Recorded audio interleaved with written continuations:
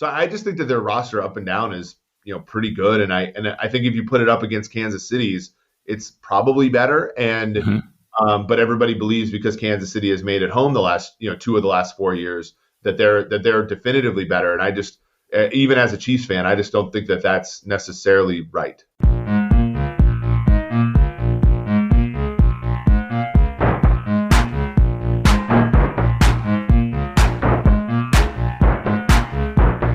Welcome to another episode of the Football Analytics Show. My name is Ed Fang, your host, and on this episode, I'm thrilled to have Dr. Eric Eager on the show. He is the vice president at Sumer Sports, and he is a football analytics expert. Among other topics, he tells us about his approach to model building and analytics in the NFL preseason. He talks about a few bets that he likes. And during the course of the conversation, we cover teams like Green Bay, Minnesota, and Houston. Yes, Houston, among others. The Football Analytics Show is brought to you by the Power Ranks Sports Betting newsletter. This is a free service that strives to be 3 things. 1, valuable. 2, concise. 3, entertaining. Every week, I send out 5 Nuggets Saturday, my curated list of sports betting tips, analytics, and humor. If you're looking for action on any given weekend, this is the newsletter for you. To sign up for this free service, go to thepowerrank.com. That is my site for better sports betting information through data and analytics. Once again, that is thepowerrank.com.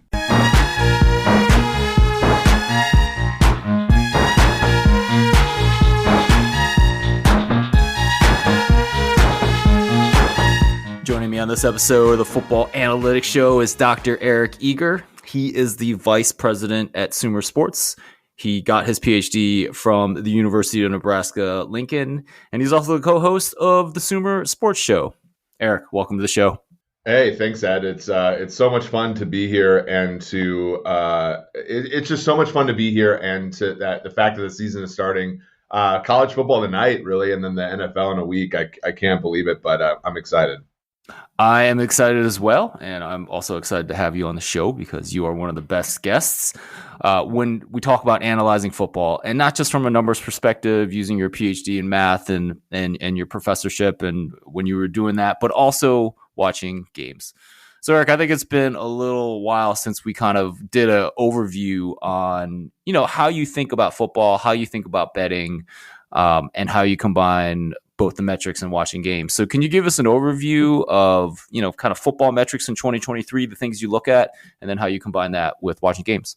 Yeah, I mean, nothing that I do watching games directly impacts like how I think the next games will turn out, but it does. There was a funny interaction that I had with Thomas on our podcast where it's like, hey, let me write this down for a sec because I think it's something good to theorize about and to use the data. To me, everything has to be data driven to an extent. But watching the games really helps you kind of come up with the feature engineering that you need to be able to beat, the markets. And when I was at PFF, our first year there was before we started selling grades to the public again. And, the models did really well. The moment that we started selling grades to the public again, the models didn't do quite as well because, as you can imagine, the really, really sharp people are going to do the exact same thing that you're doing with them, and they, oftentimes better. And so, in order to stay ahead, and this, Ed, you've been, kind of evolving, kind of every year I've known you, you have to build new features into your model and build orthogonalities because otherwise you're betting into the same markets at -110 that everybody else is with the same information. So I think for me, it's about watching games and sometimes it's old games. There's a freaking 1991 game on the TV right now. It's all about, for me, it's all about trying to, if John Madden says something, I'm like, oh, is that true? Is that true then? Was it true now? Does that help teams win? And, that's kind of the process for me is really going in and asking that question and then finding the right data to sort of interrogate the models. Absolutely. And those data sources keep getting bigger and more robust. Over the past couple of years, we've had the introduction of tracking data. So maybe give me a sense for what kind of data that you're looking at and how you're processing that. I guess both at your time at PFF and now at Sumer. Yeah, I mean, so for example, like I even think about something as silly as like offensive line continuity. Not silly, but something that everybody talks about where it's like, you know, hey, it doesn't actually matter how good the offensive line individual linemen are. It matters how often they play together. Well, with play-by-play data, you can go in and actually look at the starting lineups for teams and um, go through and like change, go through and instead of like say looking at one way to look at it would be like take PFF grades or take Madden ratings or take your favorite scouting ratings if you're able to buy them or something, and take the average offensive line grade across the whole unit. That is going to get you some of the way there, but because offensive line is such a weak league system, like you could ask even deeper questions and just say like maybe the strength of the offensive line is actually in the passing game, the strength of the offensive line is the grade of the fourth worst player or the fifth worst player, or in the run game, maybe it's the grade of the best player, or maybe it's the grade of the right side or something like that. Like there are ways to sort of interrogate that data. And, I know Rob talks about this a lot on his podcast, and you build a back testing infrastructure and you're like, okay, if I permute through these different assumptions, which one helps me create a fairer line week in and week out. And something like that to me, like even something as much as like how much of the offensive line carried over from last year, how much is it carrying over from the previous week, all those things had a signal that didn't necessarily drown out the ability of each individual offensive lineman, but it significantly reduced it. And so just something that's like somebody who knows football pretty well but doesn't maybe know how to quantify it or talk about its effect size properly, listening to those folks, going to the lab and trying to create the answer for it, to me is a good process. Absolutely. So that's fascinating. I mean, you're talking about Rob as in Rob Pizzola over at the Hammer. When you did the study of offensive line continuity, you found that it mattered, right? But it wasn't a huge effect, but it was like enough. It was enough to leave into the model for sure, and it was enough where you had to make sure that you had that pinned down fairly acutely every single week, because that was, especially during the COVID years, that was really tanking teams. You had teams with like 3 offensive linemen out, and as you know, like other than like the very very top end players, and other than the weirdest schemes, like most non quarterbacks don't move the betting spread by more than like a half a point.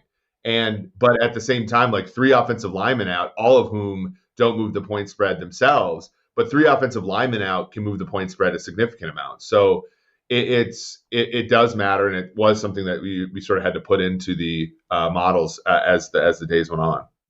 Right, and these models are you specifically talking about the green line model that you had at PFF? Exactly, and I think that that's still up. Obviously, when you give up conservatorship of the model, it's a little bit hard, because I look back and like, I don't think that they've made some necessary updates and stuff, but yeah, that was back with the green line model, which was profitable in 2020, 2021, and 2022. The last 3 years that I was, or at least 2021 and 2020, I left in 2022, but yeah, we were ending up, because again, like I said, like just kind of using the PFF data that everybody else has access to, you're not going to be able to create an edge because everybody else is moving. It did have signal, and everybody was extracting that signal. Right, for sure. Eric, you tantalize us a little bit with the notion that can you get a good kind of pass blocking metric by the grade of the 4th offensive lineman? Can you get a good kind of run blocking metric by the grade of the top lineman?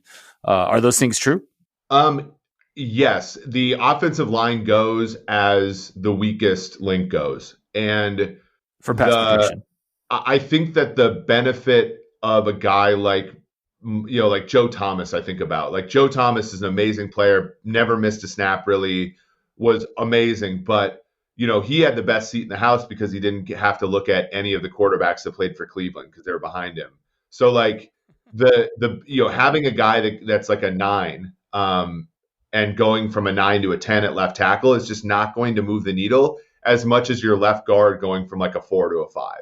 And that is just, I think, a hard pill to swallow because, football evaluators and football people just love the blue chip players, but it's just simply not about the blue chip players along the offensive front. Right. But I just want to clarify that's specifically for pass protection, whereas it might be a little bit different for run blocking. Well, in run blocking, it's a little no, actually. So like the perfectly blocked research that we did was basically like, one blown block in a run play is worth about half an expected point. So if PFF says no one made a mistake on a run play, the run play is like the most valuable play in all of football. If one player makes a mistake, which happens 67% of the time, if one player makes a mistake, the expected points of the play drops by half a point, which is drastic. Whereas in the passing game, it drops by about a third of a point. So in the run game is weak link as well. Now, the thing about the running game, which kind of balances it out, is that you're allowed to run the ball where you want to run it, whereas you're not really allowed to like dictate where the other team lines up their best pass rusher. So they're both weak link for those reasons. But no, I mean, if you can get your worst offensive lineman to stop making mistakes in the run game, like easier said than done, but it does a pretty good job. Like it's a pretty illustrative of like the value of that player. So Eric, maybe give us a sense for like what you're planning on betting this upcoming football season, and is it primarily model driven or just how you go about that?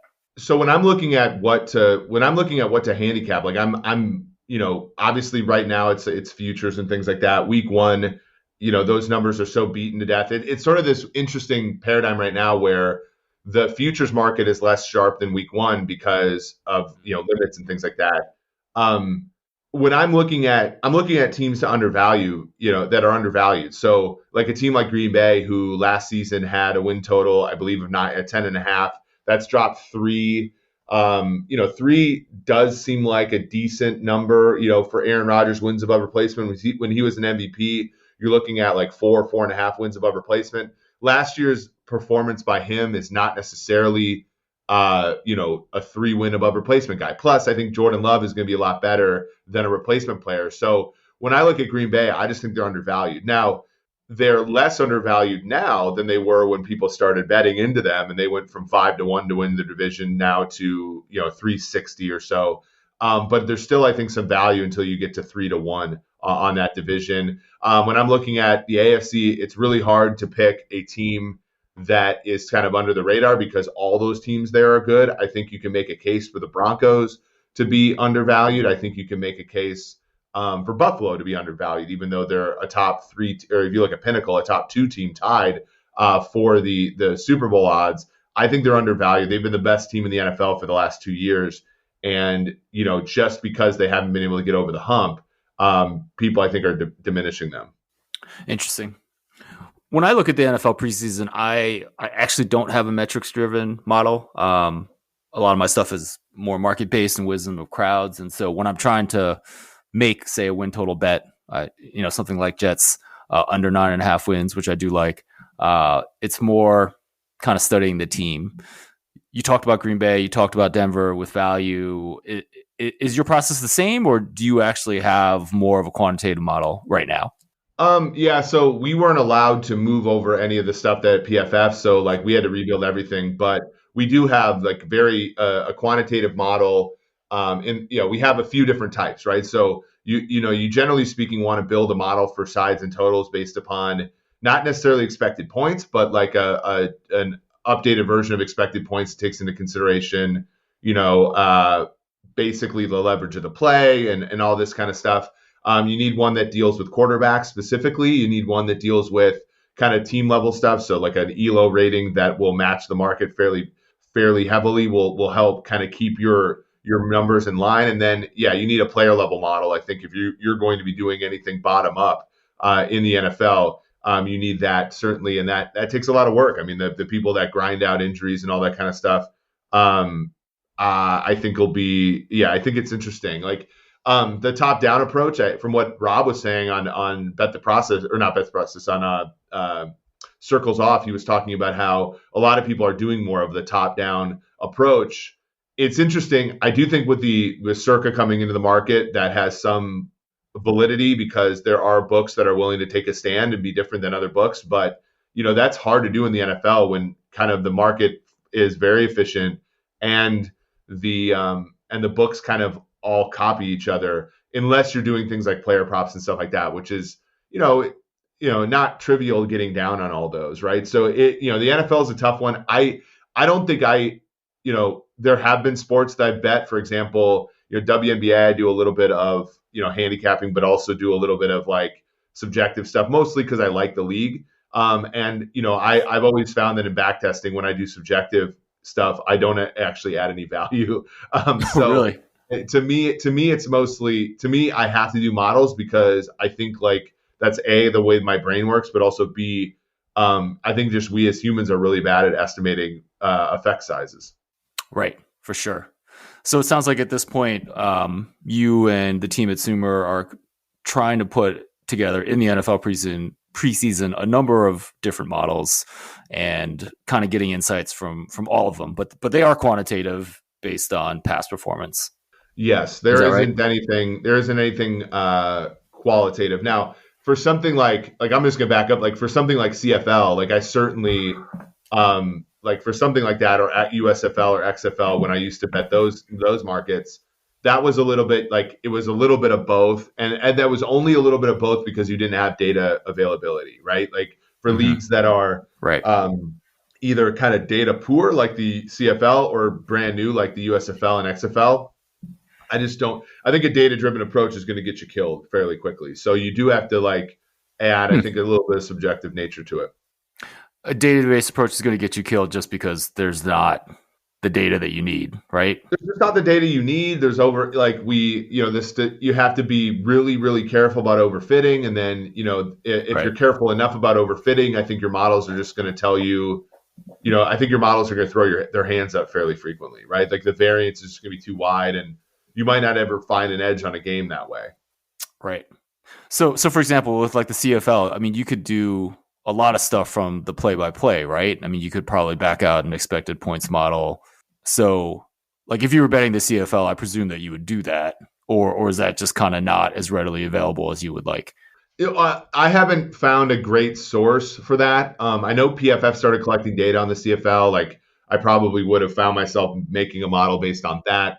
Because we had an expected points model, for example, for the USFL and XFL back when I was there. And it was, again, like I think that it was just like you were going to overreact in many cases, just based upon, small samples, because there were just not that many games. In the CFL, I think, again, like I think the roster turnover year to year is a little high as well. So a lot of like the prior generations are tough. And so it's just a tricky problem. I find myself in those markets kind of giving myself a prior that's new every single year, and then iterating off of that prior based upon what the data says and what I see in those like sort of sub leagues. And that's probably not sufficient.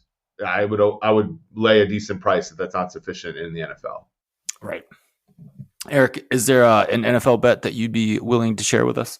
Yeah, I think again, Buffalo long, so Super Bowl for Buffalo, like 9-1 or so, is one that I like a lot.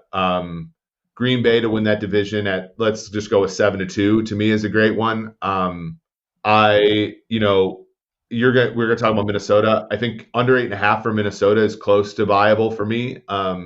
But I don't necessarily like having two of them as correlated as Green Bay and Minnesota. But that's kind of like where I lean. I think, like I said, I think Buffalo is maybe undervalued relative to the rest of their division. So those are the two that I really like. Excellent. So Buffalo, maybe tell me a little bit more. I mean, obviously they have pretty solid at the quarterback position with Josh Allen. What else are you seeing about that team? You already mentioned, the past performance. They've been one of the best teams in the NFL over the past couple seasons. Is that mostly it, or is there other personnel that you're looking at there? Yeah, it's they've been the best team in the NFL for 2 years. If you look at point differential, head coach Sean McDermott's terrific. They've lost both coordinators over the last 2 years, which gives me some pause. Although I think Dorsey is going to be fine.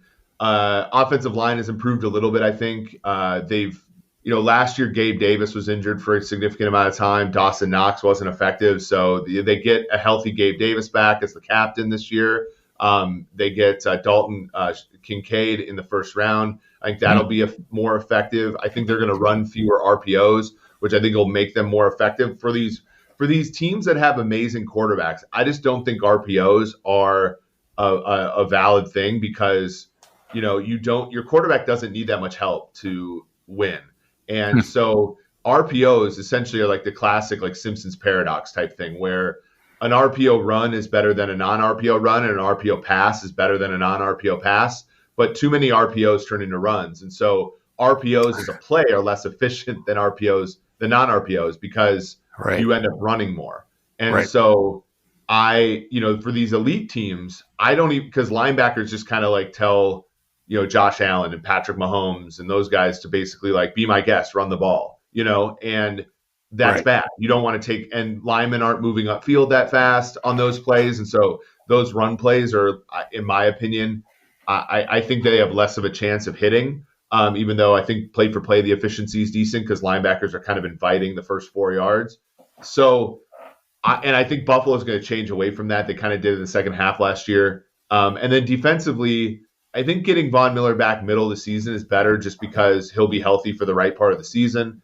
I'm also a big fan of, Kahir Elam as well as Tre'Davious White. I know Elam has struggled to crack the lineup, but I think he'll eventually get there. All three safeties being healthy, DeMar Hamlin and Micah Hyde, as well as Poyer, like that'll be helpful for them. And so I just think that their roster up and down is, pretty good. And I think if you put it up against Kansas City's, it's probably better. And but everybody believes because Kansas City has made it home the last, 2 of the last 4 years that they're definitively better. And I just, even as a Chiefs fan, I just don't think that that's necessarily right. For sure. Yeah, I do feel like my numbers have Kansas City rated a little bit higher, but I definitely agree that they both been good teams, and I would say I would have to check my numbers, but I would say that you trust Buffalo more on the defensive side of the ball than Kansas City. Oh, well, and especially without Chris Jones there for the first few weeks, like I think that's that can be that can be really tough. And L'Jarius Sneed's injured right now. Like people aren't really talking about that. Like, again, I think the Chiefs will be fine. I think that they're, obvious Super Bowl contenders, but it's also just hard to get motivated for a second straight year. Last year, they had a ton of motivation internally. Trading Tyreek Hill, like kind of galvanized the team, I think a little bit. There's not kind of that going on right now. Interesting. You follow the Chiefs pretty closely. We are sure that Jones is not going to sign for a couple weeks. I actually don't think that. I think there's a chance he plays week 1, sparingly. I think there's a chance they get this deal done, but anything's possible. I figured that it would be finished by now, but I know that Jones's camp was simply asking for a contract that was above and beyond kind of anything anybody would feel is reasonable. Right. Do you? I mean, how much do you think Jones affects the week 1 spread versus Detroit? I mean, that number was 7. I think it's come back to 6.5. If Jones plays, would you have interest in betting that side? Yeah, I think some popped at 6 as well. If you look at some places, I think that's right. I think he's worth about a half a point to the point spread, especially considering the rest of that defense is dependent upon him to be great. And so it has the knockoff effects as well. So I agree with the movement towards Detroit here from 7 early. It's a cheap 7, but now it's like a 6 or an inexpensive 6.5. And I think that makes some sense. I mean, Detroit has their own problems as far as like Jamison Williams being out. And defensively, they're a little bit banged up, even though some guys, most of the guys that matter are going to play. To me, it's like the total, right? You look at the total, like 54.5, up from earlier in the offseason was like 53. You might see that thing close at 55.5. Like that to me is like where you're going to see the Chris Jones effect, in most acutely. Yeah, absolutely. Eric, you also talked about Minnesota. This is another team that you follow pretty closely, I believe, and you're from Minnesota. You said you liked leaned under 8.5 wins. Maybe break down this team for me and where they're headed in the long run. Well, long run, it's actually kind of hard to determine where they're going because now they just signed TJ Hawkinson like an hour ago to the richest contract in the history of the position at tight end. So, they have him wrapped up. I'm super surprised that they have Hawkinson wrapped up and not Justin Jefferson, who, is probably like the second best player in the whole league. Kirk Cousins had a pretty good year last year after he got comfortable with the offense. I don't think the offense is going to be the problem. I think defensively, if Brian Flores can't work his magic, there's not a ton of talent there. Daniil Hunter's coming back for one more year. They got rid of Patrick Peterson, Eric Kendricks, Zadarius Smith. Last year they played a schedule of pretty easy quarterbacks. They were able to kind of stay close in all those games, and then Kirk Cousins was pretty good during crunch time. I just don't know if as many games are going to be that close because the defense is going to be so bad. And that makes my case for the Packers more bullish, my case for the Lions more bullish. Even Chicago, who I think is being overrated right now by the public, it makes the case more bullish for them. So when I look at Minnesota, I think, it's a question mark this year, and then it's a question mark in the future. Like, what are they going to do at quarterback? They forewent the opportunity to trade for Trey Lance. And so, I think that they're kind of in limbo right now, and they have been for the first 2 years under O'Connell and Kwesi Adofo-Mensah. Interesting. So they were unwilling to even give up, like, what? I mean, Dallas traded a 4th-round pick for the former number 3 overall. Yeah, it sounded like they had conversations this past spring. The price was probably higher, and now, they weren't willing. They weren't in there. So that's an interesting discussion. It is an interesting discussion. I mean, is kind of, as bad as it looks that Trey Lance couldn't beat out Sam Darnold for the backup job. I mean, you can't give up on him quite yet, right? In his, entering into his 3rd year, I would think. Well, and for Minnesota, a 4th-round pick is less than what it probably would cost them to move up in the draft. Like, let's say, they want a young quarterback to kind of bridge from Cousins to their next opportunity.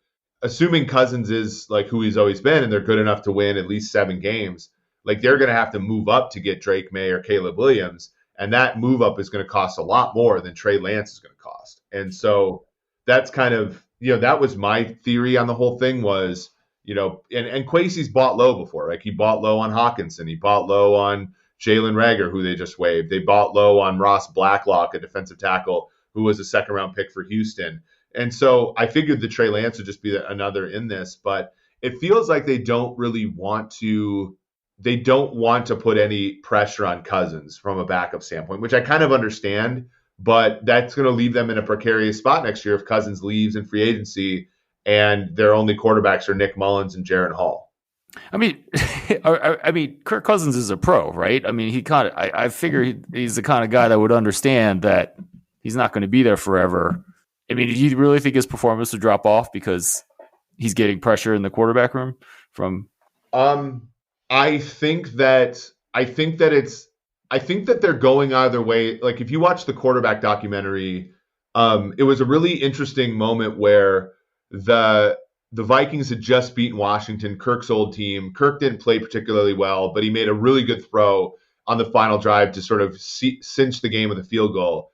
And Kevin O'Connell said something like, the only reason we're in the position we're in right now is because of our quarterback. And you could tell that that's like, obviously he's lying a little bit, but the old coach used to be like, our quarterback played like crap. We were lucky to win. Like the old coach didn't want to have Cousins there, Zimmer.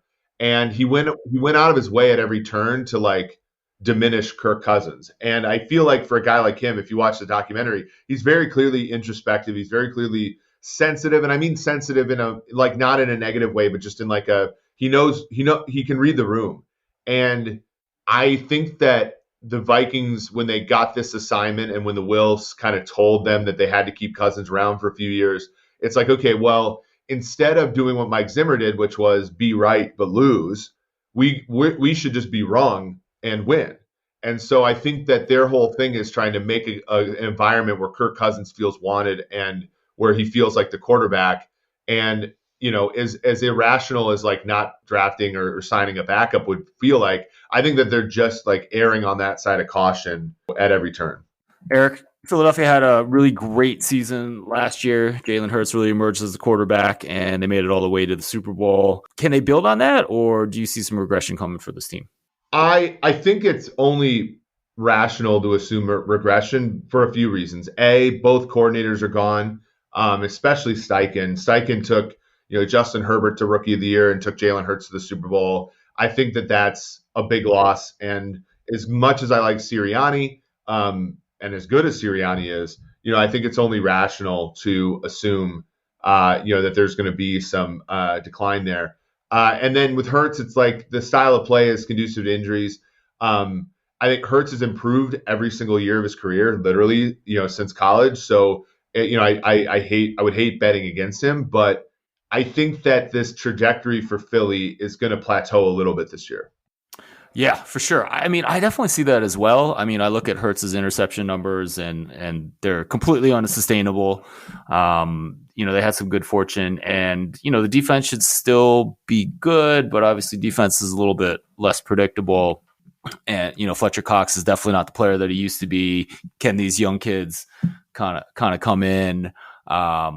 So I guess you kind of agree with me on that. It seems like regression is more inevitable for this team then. Yeah, I think so. I think it's losing Javon Hargrave is tough. The corners are another one where like James Bradbury, was really, really good for the Giants. Then he had a rough year and then he was really, really good for Philly. And you know that those things are oscillatory, right? You just know that play at cornerback is incredibly variable. So it's going to be tough for them to hit on everything they hit on this past year. And I do like them. I think Howie's great. One of my former interns is one of the analytics people there. Like I love Philadelphia and how they're going. It's just that we know that there's like there's gravity to this league and you have to respect that. Eric, one of the first articles I ever read of yours was looking at coverage and how coverage from season to season was very volatile. And so you mentioned that with James Bradbury, and you can obviously see that in a lot of the coverage grades that you get on PFF. But you also pointed out how important coverage is. That coverage was kind of more important to winning than say pass rush grades.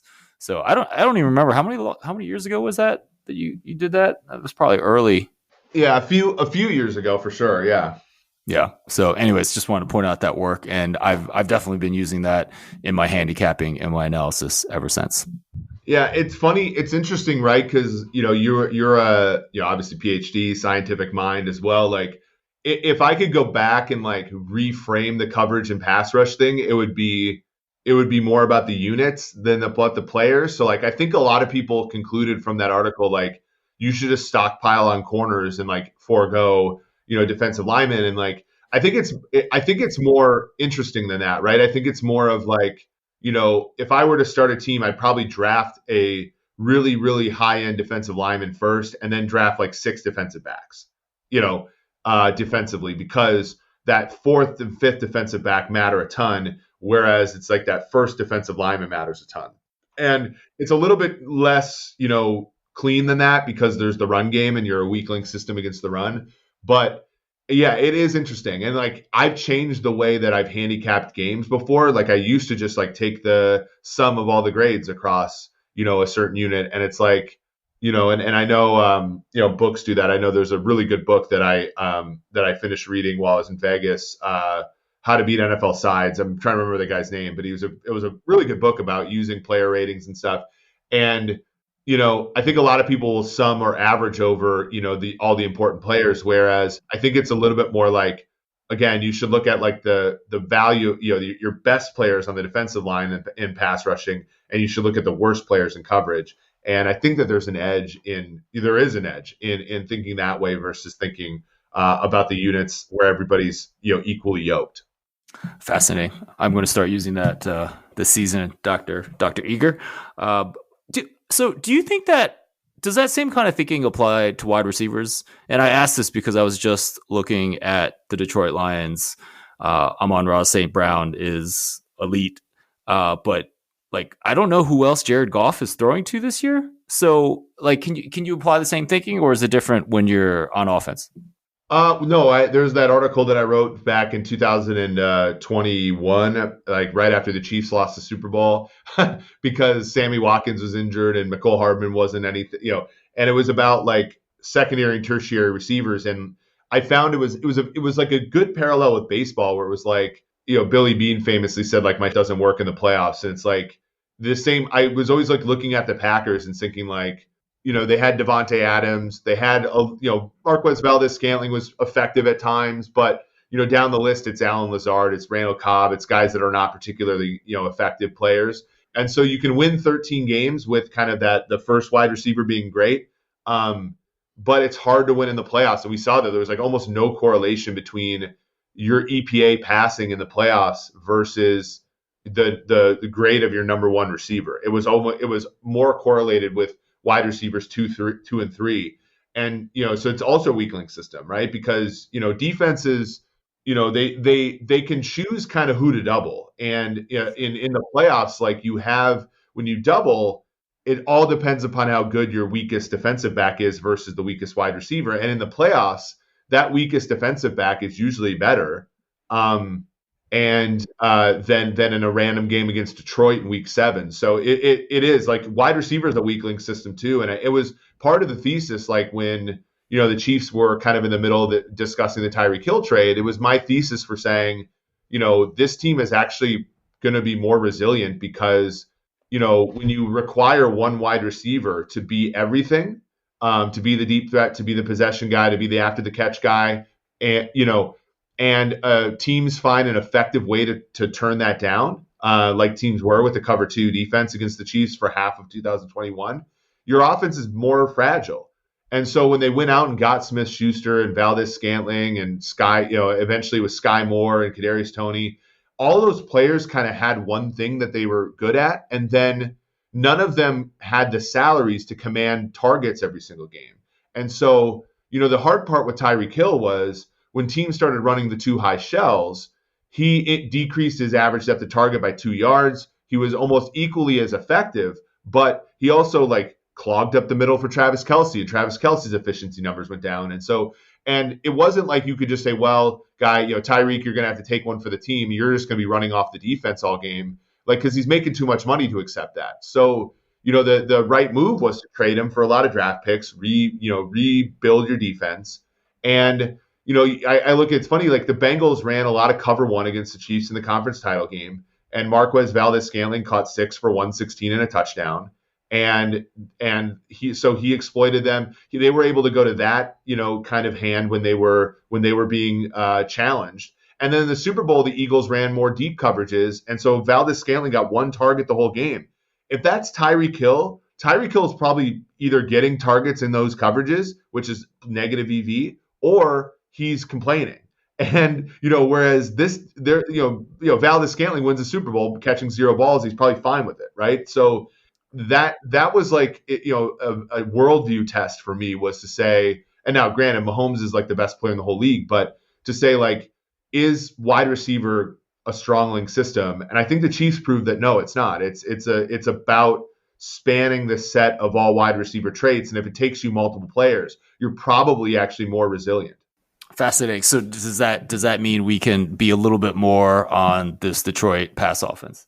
Like, does it apply enough in the regular season about it, right? Because when you look at the and it's not as clean as this, but Amon-Ra St. Brown, when he was healthy, that was one of the best offenses in all of football last year. And when he wasn't healthy, and now it's hard to sort of pin this down because he played in some of these games, and so it's not as clean as saying, when Amon-Ra's out, they're this, and when he was in, they're that. But you look at Detroit, like in the 2022 season, when he was healthy early in the season, 35 points against Philly, 36 points against Washington. He gets banged up early against Minnesota. They score 24. They score 45 against Seattle in a loss. So that's like a little bit against my theory. He comes back. They get blown out. They get shut out by New England. They only score 6 against Dallas. Again, 2 good defenses, but he's banged up, only got 7 targets in those 2 games combined. And then the rest of the season, they're basically scoring 25 or more points a game when he's healthy.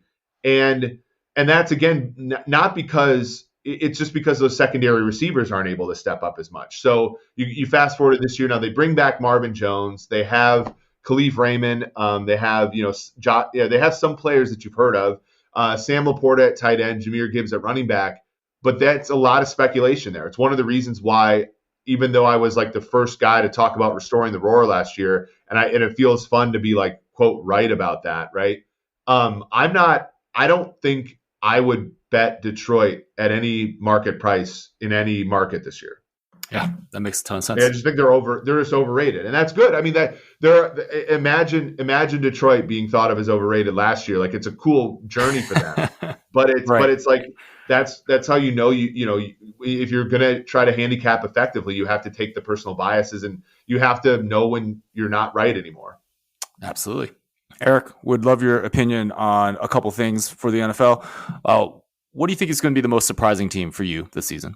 I think it's going to be so surprising. A lot of people a lot sharper than me like the Packers, and it was fun to see that when we were in Circa last week for the sign-up week. So I'm going to shy away from saying that just because I think people aren't going to be surprised when they're good this year.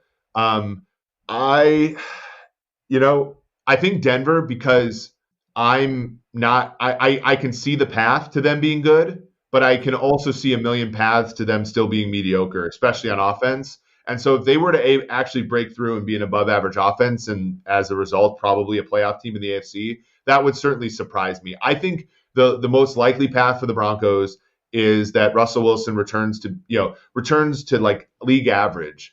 And, Sean Payton with a league average offense, with a leading on the run game, with a great defense, a defense that last season was, very, very undersold by the market, or not by the marketplace, by the media, because they were dealing with an offense that couldn't score 20 points. I think you combine those two things, and, they're probably winning 9 or 10 games if Russell Wilson can get back to league average. And so if they do that, it would surprise me, but I can see the path to it happening.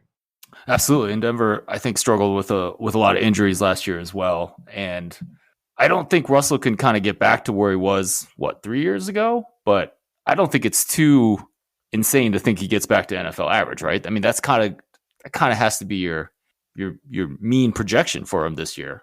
Yeah, well, and you look at Peyton and 2000. Well, for one, Drew Brees for the last couple of years of his career was A, hurt, and B, dealing with a decrease in physical ability just by being older. In 2019 and 2020, they went. Teddy Bridgewater went 5-0 as a starter, and Taysom Hill in 2020 and 2021, if I recall correctly, went a combined like 8-3, I want to say, as a starter. Maybe it's 7-2. I can't remember exact, but it was like pretty. He went 9-8 in 2021 with Trevor Siemian, Ian Book starting a combined like 5 games, Taysom Hill and Jameis Winston. Right. So, it's not that far of a trolley ride away from, where Russell Wilson could be and what they could be as a team, especially in a division where low key one of the teams is probably going to realize midseason. Now they have to play them week 1 before they've realized that it's time to tank. But like the Raiders are a team that I think will be just, they won't be very competitive, relative, very soon. And then when you look at the Broncos schedule, the first half of the season is actually pretty easy, and they get the Chiefs during kind of that October stretch where every single year the Chiefs are a little down in October. So home field advantage being what it is in Denver in September, they have a shot. I'm not saying, I think 2-1's a fairly good price for them to make the playoffs. Nice. I mean, do you think there's any chance Russell gets back to where he was 3 years ago when he was top 5 quarterback? It's hard. I think the wide receivers in Seattle were undersold that entire time. Maybe not when they went. They made the Super Bowl in 2014 with no receivers that were drafted active that day. So I think everybody was like, "Oh, Russell's elevating the play of wide receivers." Down the stretch there, Lockett and Metcalf were doing a lot of the work. So you have to kind of like make the claim that Judy, I believe Sutton's healthy again. Dulcich at tight end, like. You really have to make the case that those receivers can kind of match Metcalf, Lockett, and the company, which is going to be a hard sell.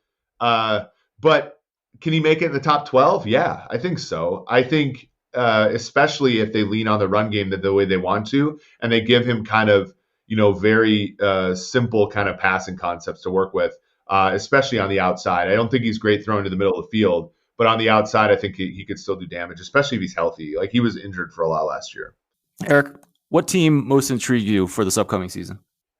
I'm gonna throw a little bit of a monkey wrench into it. I think Houston's intriguing to me because for one, like they have second worst power rating by my metrics, and I think win total is kind of in that tied for second fewest.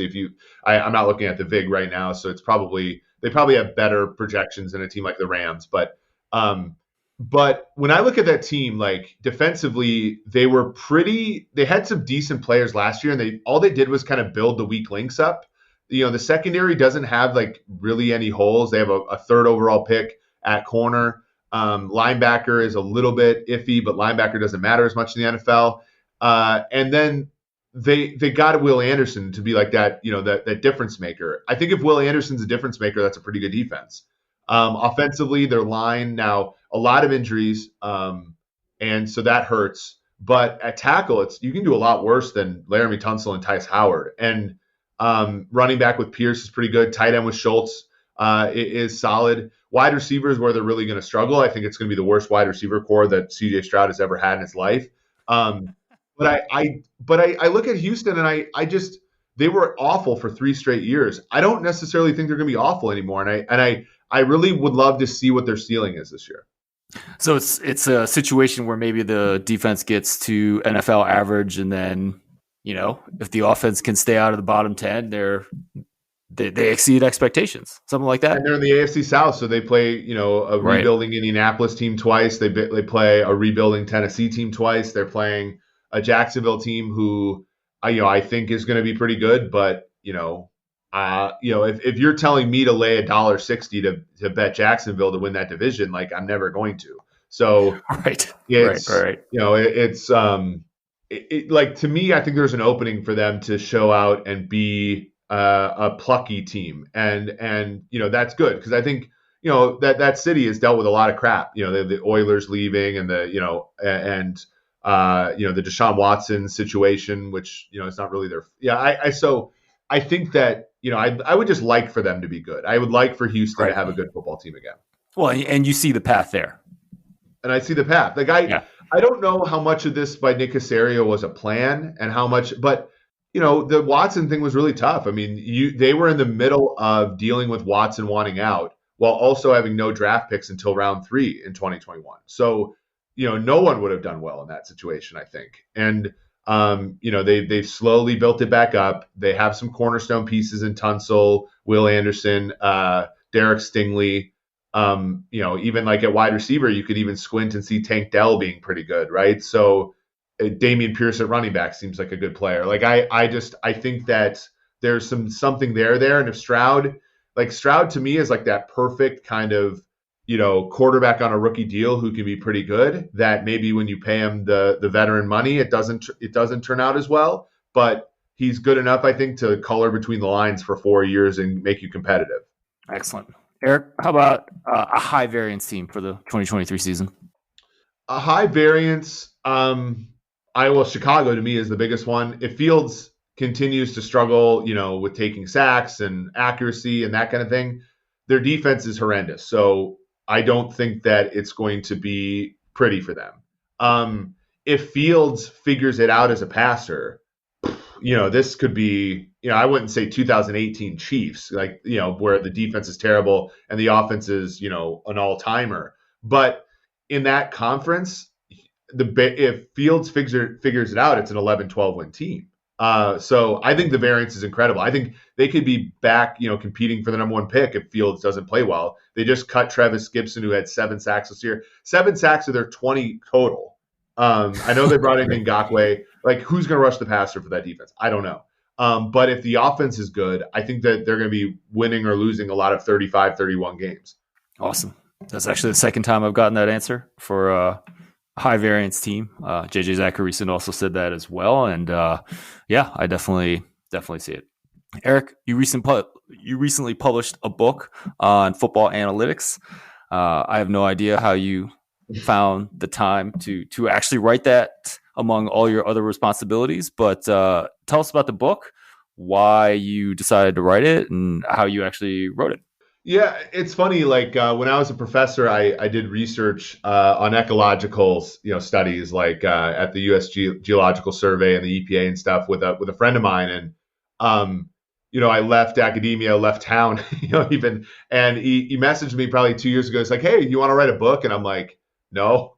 And and he was like, well, let's do one on football, and I'm like, well, you don't know anything about football, and so there was kind of iterating back and forth, and then eventually, and I think it's this way for a lot of people where it's like you actually don't know, what doors will open for you unless you actually try. So I said something like, look, like I'll submit a proposal to O'Reilly, the book publisher, and if it gets accepted, we'll do it. If it not, we'll never talk about it again. It's kind of my and I was like, and there was some also like, hey, I don't have the time to write 100% of a book, so we have to split this, we have to split, so there was a lot of negotiation, um and then O'Reilly accepted our offer in like 12 hours.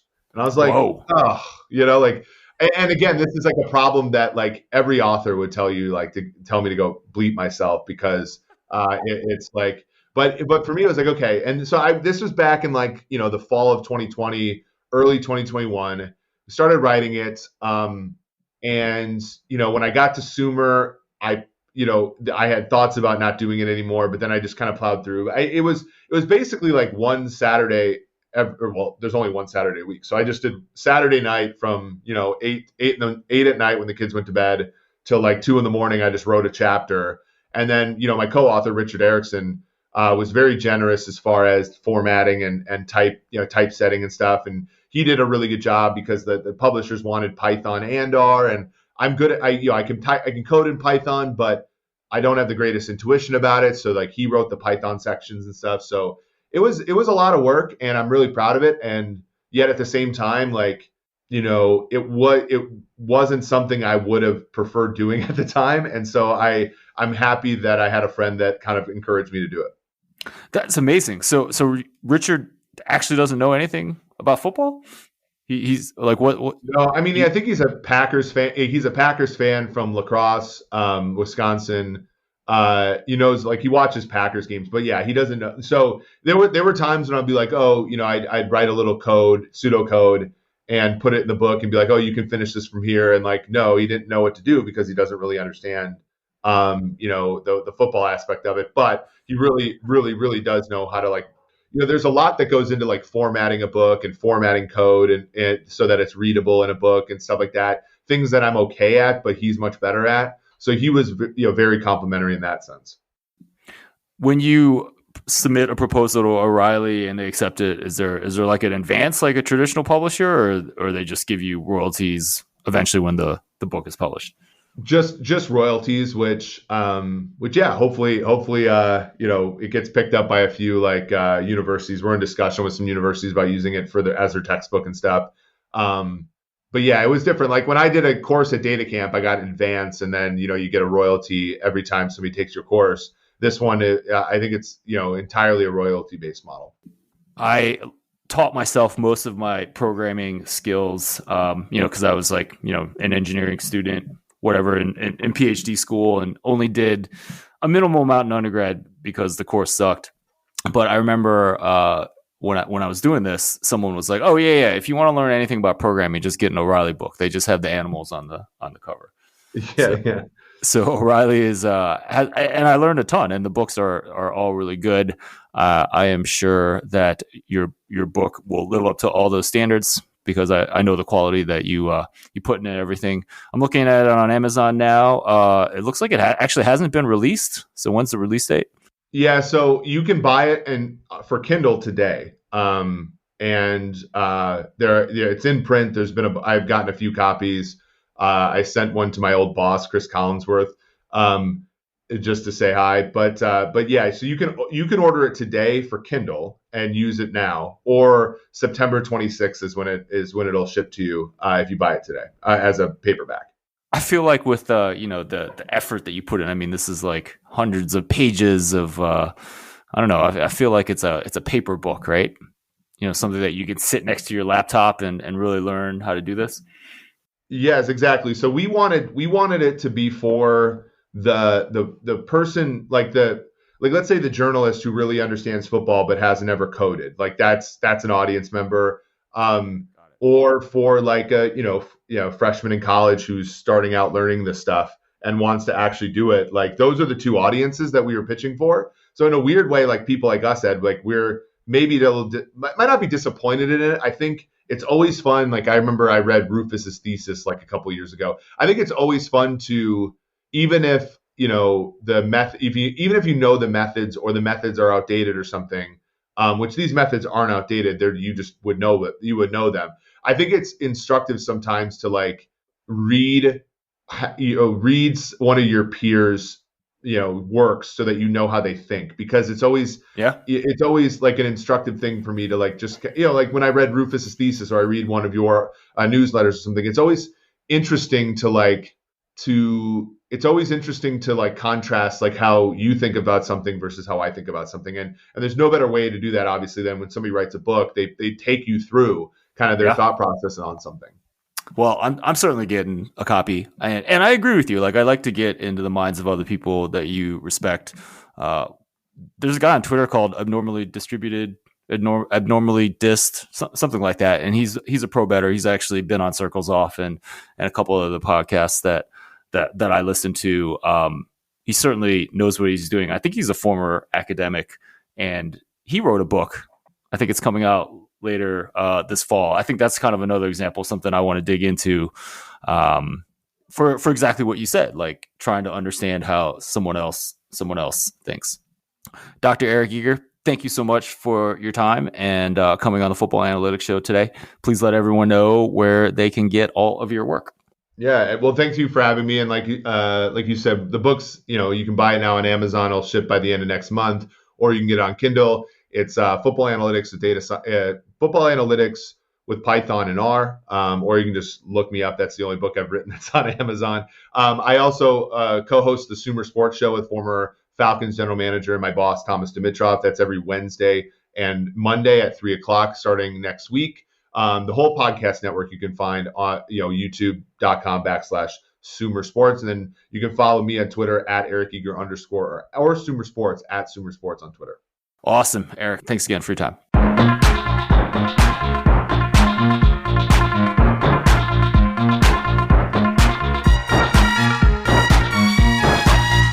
My name is Ed Fang, your host for the Football Analytics Show. Thank you so much for listening to that conversation with Dr. Eric Eager. I always enjoy his insights and really enjoyed hearing about how he wrote a book about football analytics.